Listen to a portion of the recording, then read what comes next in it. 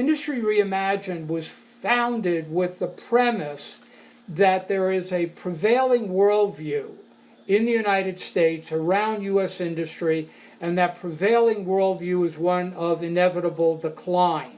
I'm not saying that you believe inevitable decline.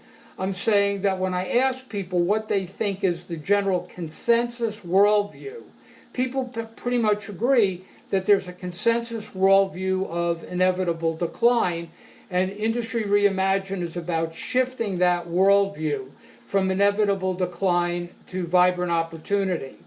And if you're not familiar with the notion of what a worldview is like a collective mindset. And inside of a worldview, it organizes how you see the world. So inside of a worldview of inevitable decline, it's easy to understand why, if we think U.S. industry is in inevitable decline, it's easy to see why we can make on automatic the decision, if we're going to expand manufacturing, not here. If we're looking at entering the workforce, where does manufacturing fall into our mindset? Is not manufacturing. Manufacturing's in inevitable decline. If you're in the legislative and policy area, do you give a lot of attention to manufacturing? Not if you think manufacturing's in inevitable decline. So we want to shift that worldview to a worldview of inevitable decline to a worldview of vibrant opportunity. And that's what I really want to focus on, is how we're going about that. How did we get into this prevailing worldview of inevitable decline? Well, it's easy. If you look back over the last 25 years, we've actively, as policymakers, legislators, regulators, actively promoted unprecedented industrial globalization, resulting in cost-cutting, outsourcing, downsizing, not within the United States, which would have just shifted manufacturing, let's say, from a big company to a smaller company or a more competitive company, but we've actually shifted it from the United States to low-wage countries. We left behind millions of people and families and gutted communities, and by virtue of the fact that this has been happening for at least 25 years, that trend of decline is generational, meaning it's all that most people know. In regard to that, we really forfeited our legacy of continued American prosperity. That's how we got into this worldview of inevitable decline. But the world is shifting, and we have a window for collectively reimagining, is the way I like to talk about it. And so if we look at the shifts, those adverse effects of globalization are really out in the open and being publicly talked about in virtually every forum. We've got all sorts of new technology that has become cost-effective, Industry 4.0, 3D printing and robotics that are changing the entire landscape. All of the conversation about inequity and ESG is present and strengthening. We've seen what COVID's done to our supply chain. We see that we can no longer ignore environmental concerns. We've got workers now who've been pretty much grown up in the digital mobility era, and that's completely altering their expectations and their capabilities. So we're living in a world where disruption is just the new normal. How do we take advantage of these shifts to use this as a force, as an energy for revitalizing industry and for shifting the narrative from one of an irreversible decline to vibrant opportunity? We set up bold outcomes, but in setting them up, we had a particular objective, that the outcomes were not realistic, but also not impossible. That it forces me and others to step outside of our conventional thinking and go, let's really bring some imaginative, innovative, disruptive thinking about how we can accomplish these goals that are both not realistic and not impossible. Here are the 4 goals we established. Industry having 50,000 world-class domestic manufacturers, that would be at least a 10 times increase from the number of world-class domestic manufacturers that experts think we now have in the United States. We would have added 5 million to the manufacturing-related middle-income workforce. That's a 40% increase. We'd have reduced the environmental footprint to supply goods by 30%. And in aggregate, this would result in an additional $1 trillion to the manufacturing economy. And when we think about that in terms of GDP, that's halfway to closing the gap with Germany, Japan, and South Korea. We're right now manufacturing GDP is around 12% of the US, and it's around 22% for Germany, Japan, South Korea, Singapore, etc. So these are the bold outcomes, and we're using these bold outcomes to identify opportunities that can move the dial. When we think about moving the dial, we've got to cross the chasm to mainstream. We've got to reach tens of thousands of business owners and executives and the decisions, investment, and business practices they make such that we're growing manufacturing in the United States. We've got to reach millions in the potential workforce and guide their education and job decisions. And we've got to reach hundreds of millions of consumers who start to orient themselves around the advantages of buying American.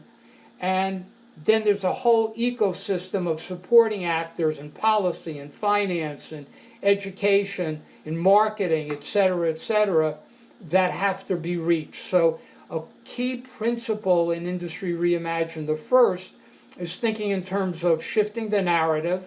The second is thinking in terms of bold outcomes that are not realistic, but not impossible.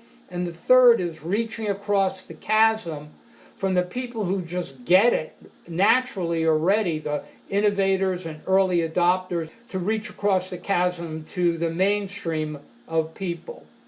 What are the key opportunity areas that we're looking at that are realistic to go after today in this bold fashion? And one, the whole area of becoming import/export competitive. The second area are middle-income careers and manufacturing-related jobs, and in particular, all of the open positions that we've currently got that we can't fill in manufacturing. And the third is how do we promote additional manufacturing business formation? And by that, I'm not just referring to startups, although I'm including startups, but how do we create business formation within establish a small, medium, and large companies that are actually going to do, if you will, business formation inside of their existing organizations. Looking and driving deeper there into what the specific opportunities are to become more import and export competitive, there are three main things we're looking at. One, there's the whole opportunity of modernizing plant equipment and infrastructure, and the U.S. really lags behind Germany in the modernization of our equipment and infrastructure, taking Industry 4.0 and democratizing it to small and medium companies, transforming supply chains, and in particular with a focus on more locale-based manufacturing intensity. So there are people in the Hartford, Connecticut area that want to build intensity in their area, Northeast Ohio building intensity in their area, Indianapolis, St. Louis, Chicago building intensity in their areas. How do we build intensity in a locale-based way? And then the third main area is broad scaling of proven methodologies that could actually make a lot of companies import competitive without extensive capital investment. Right now, when you look at lean manufacturing methodologies, they're very capable of dropping a company's cost of business by 15% in a very short period of time, like 12 to 18 months. Yet, in the United States, the number of companies that are actively deploying lean manufacturing, experts would say it's on the order of 4 to 5%.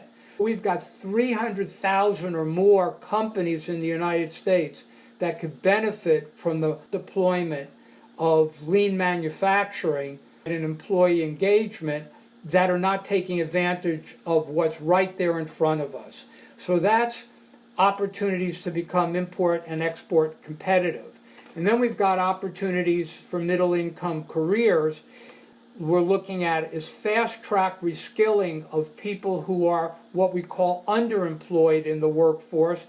They're working for Target or McDonald's or Home Depot.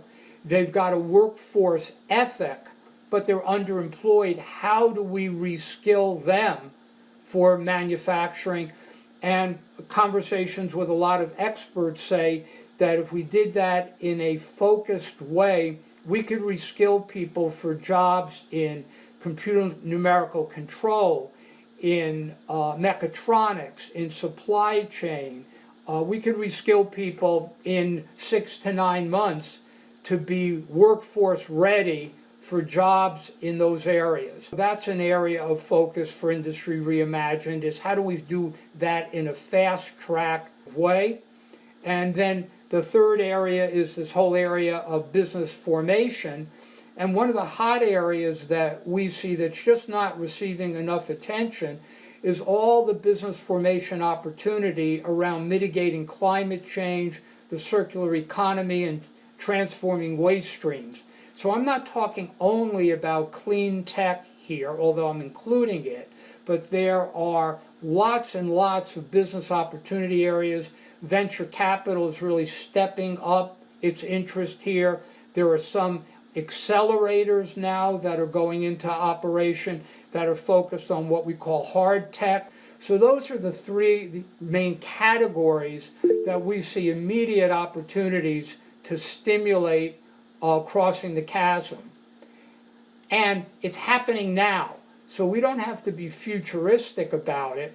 Another principle of Industry Reimagined is what we want is happening now. It's just not widely known and widely scaled to cross the chasm. What's our work?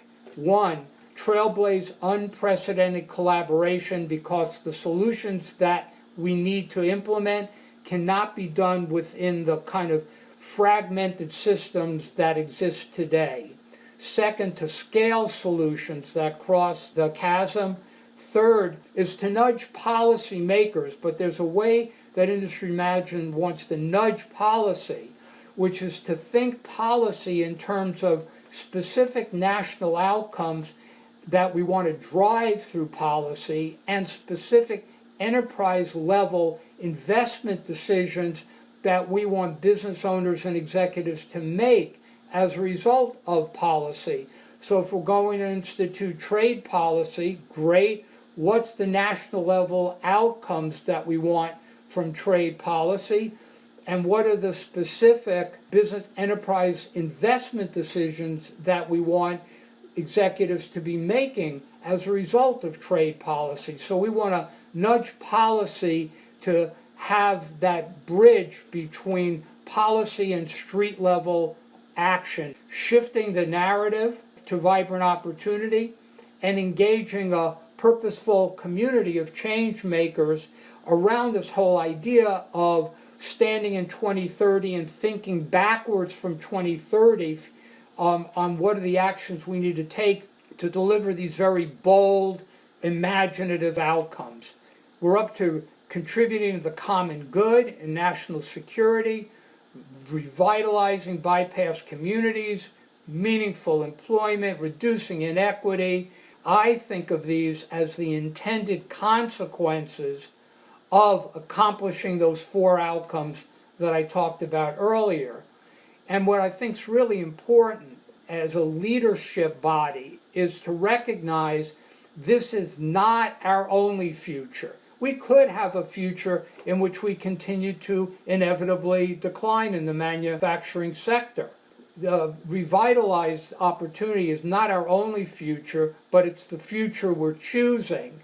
and we have to keep reminding ourselves and inviting other people to continue to choose this future along with us. Where it resonates with you, I invite you to click to the Industry Reimagined 2030.org website and add your voice to the narrative.